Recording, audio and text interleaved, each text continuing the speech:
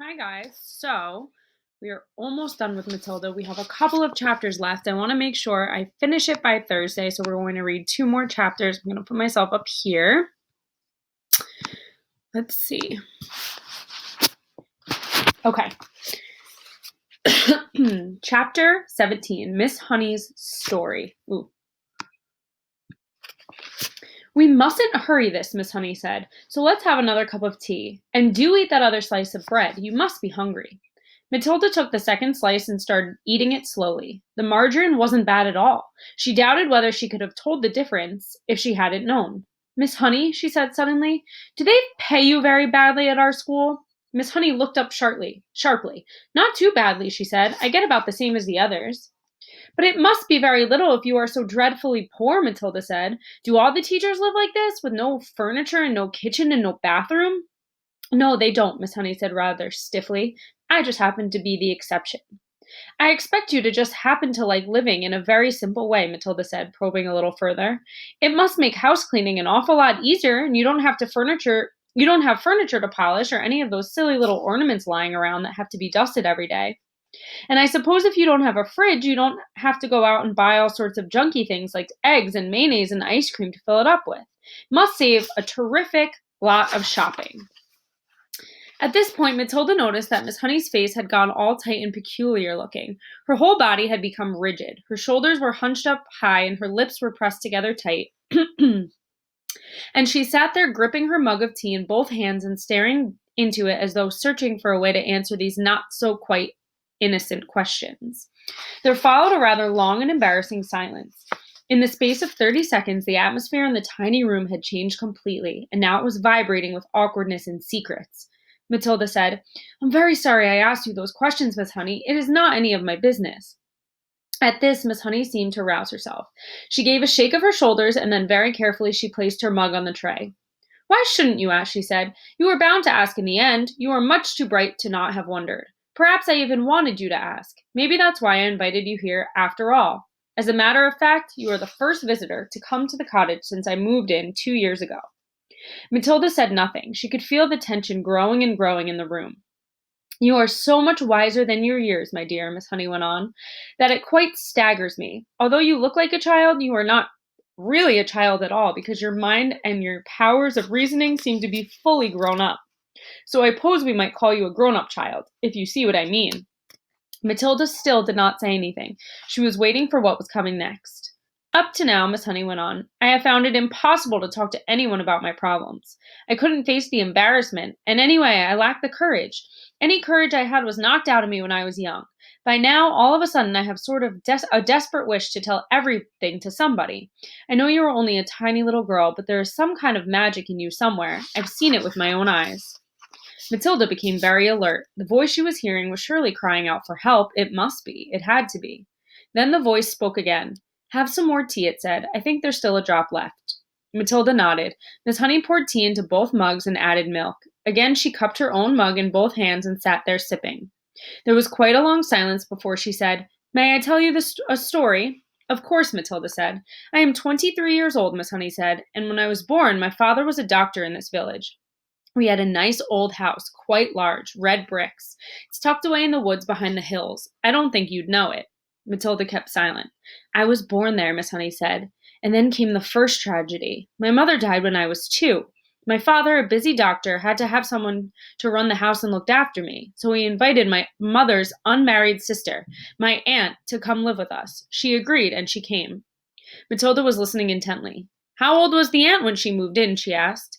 Not very old, Miss Honey said. I should say about 30. But I hated her right from the start.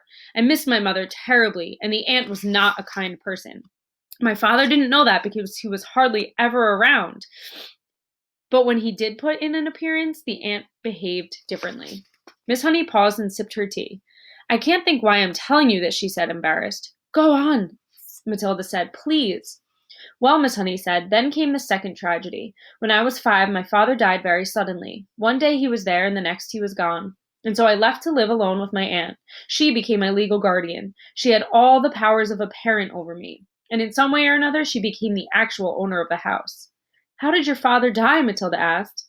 It's interesting you should ask that, Miss Honey said. I myself was much too young to question it at the time, but I found out later that there was a good deal of mystery surrounding his death.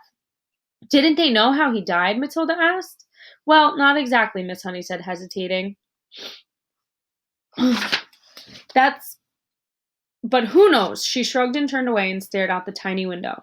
I know what you're thinking, Matilda said. You're thinking that the ant killed him. I'm not thinking anything, Miss Honey said. One must never think things like that without proof. The little room became quiet. Matilda noticed that the hands clasping the mug were trembling slightly. What happened after that? She asked. What happened when you were left all alone with the ant? Wasn't she nice to you? Nice, Miss Honey said. She was a demon. Soon as my father was out of the way, she became a holy terror. My life was a nightmare. What did she do to you? Matilda asked. I don't want to talk about it, Miss Honey said. It's too horrible. But in the end, I became so frightened of her. I used to start shaking when she came in the room. You must understand, I was never a strong character like you. I was always shy and retiring. Didn't you have any other relations? Matilda asked. Any uncles or aunts or grannies who would come and see you? None that I knew about, Miss Honey said. They were all either dead or they'd gone to Australia, and that's the way it still is now, I'm afraid. So you grew up in that house alone with your aunt, Matilda said? But you must have gone to school. Of course, Miss Honey said. I went to the same school you're going to now, but I lived at home. Miss Honey paused and stared into her empty tea mug. Think what I'm trying to explain to you, she said, is that over the years I became so completely cowed and dominated by this monster of an aunt that when she gave me an order, no matter what it was, I obeyed it instantly. That can happen, you know. And by the time I was 10, I had become her slave. I did all the homework, I made her bed, I washed and ironed for her, I did all the cooking, I learned how to do everything. But surely you could have complained to somebody, Matilda said. To whom? Miss Honey said. And anyway, I was far too terrified to complain. I told you I was her slave. Did she beat you? Let's not go into details, Miss Honey said. How simply awful, Matilda said. Did you cry nearly all the time? Only when I was alone, Miss Honey said. Wasn't allowed to cry in front of her, but I lived in fear. What happened when you left school? Matilda asked. I was a bright pupil, Miss Honey said. I could have easily gotten into university, but there is no question of that. Why not, Miss Honey? Because I was needed at home to do the work. Then how did you become a teacher? Matilda asked.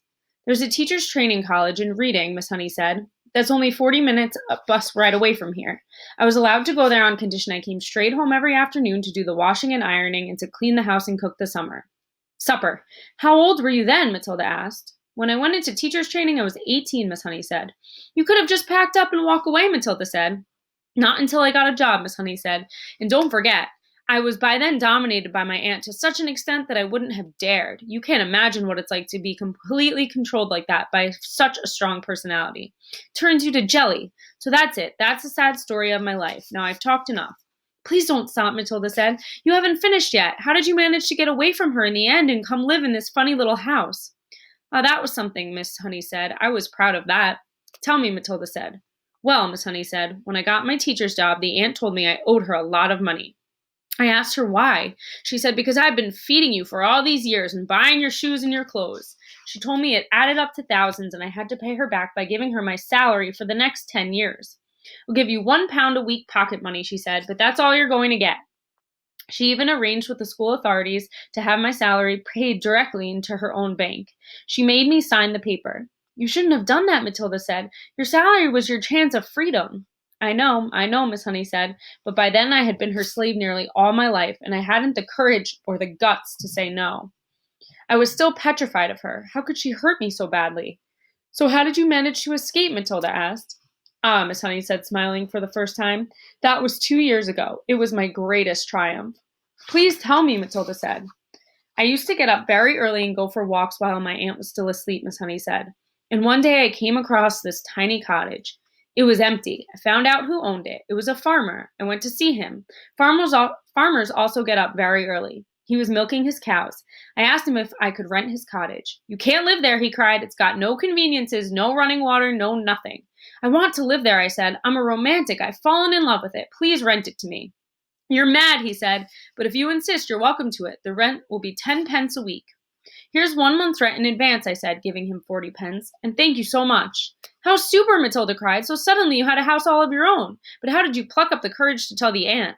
That was tough, Miss Honey said, but I steeled myself to do it. One night after I cooked her supper, I went upstairs and packed the few things I possessed in a cardboard box and came downstairs and announced I was leaving. I've rented a house, I said. My aunt exploded. Rented a house, she shouted. How can you rent a house when you only have £1 a week in the world? I've done it, she said. And how are you going to buy food for yourself? I'll manage, I mumbled and rushed out the front door. Oh, well done you, Matilda cried. So you were free at last. I was free at last, Miss Honey said. I can't tell you how wonderful it was. But have you really managed to live here on £1 a week for 2 years? Matilda asked. I most certainly have, Miss Honey said. I paid 10 pence rent, and the rest just about buys me paraffin for my stove and for my lamp, and a little milk and tea and bread and margarine. That's all I really need. As I told you, I have a jolly good tuck in at the school lunch. Matilda stared at her. What a marvelously brave thing Miss Honey had done. Suddenly she was a heroine in Matilda's eyes. Isn't it awfully cold in the winter? She asked. I've got my little paraffin stove, Miss Honey said. You'd be surprised how snug I can make it in here.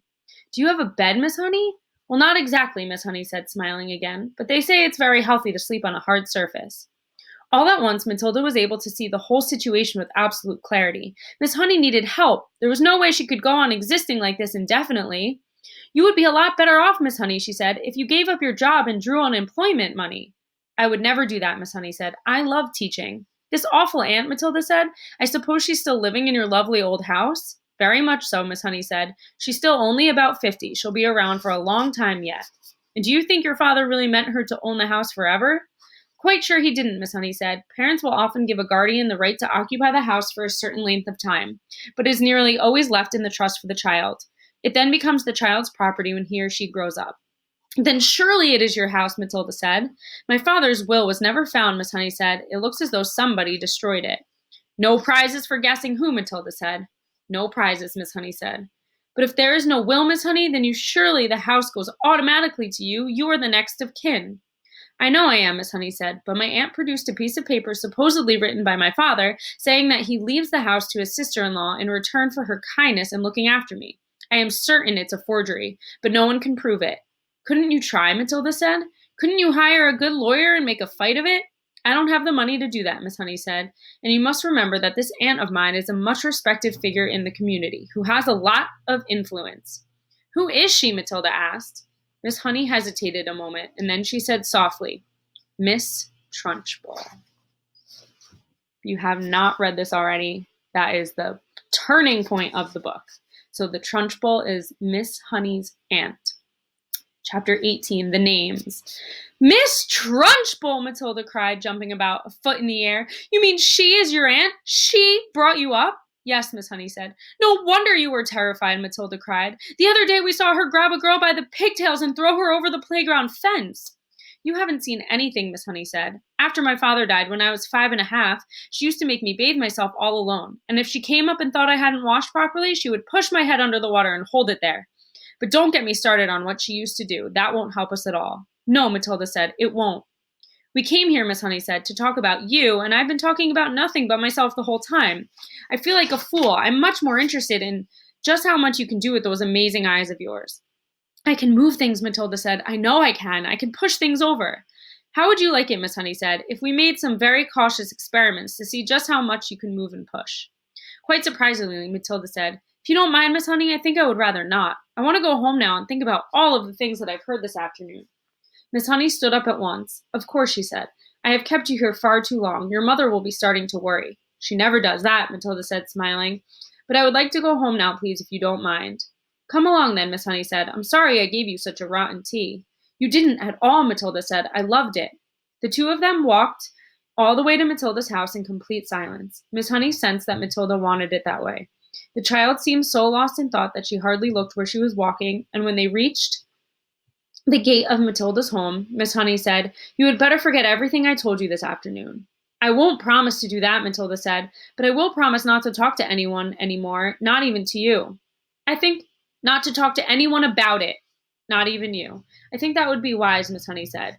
I won't promise to stop thinking about it, though, Miss Honey, Matilda said.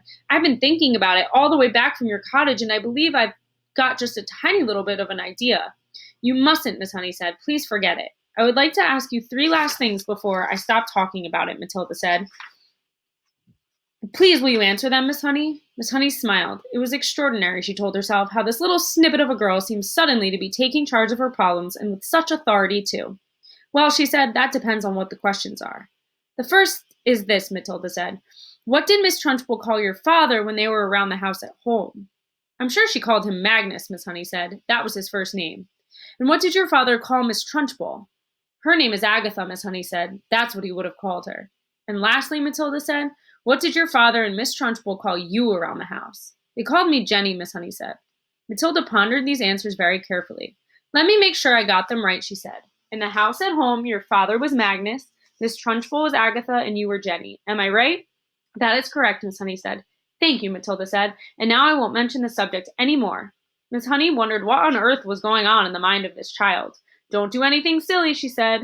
Matilda laughed and turned away and ran up the path to her front door, calling out as she went, Goodbye, Miss Honey. Thank you so much for the tea.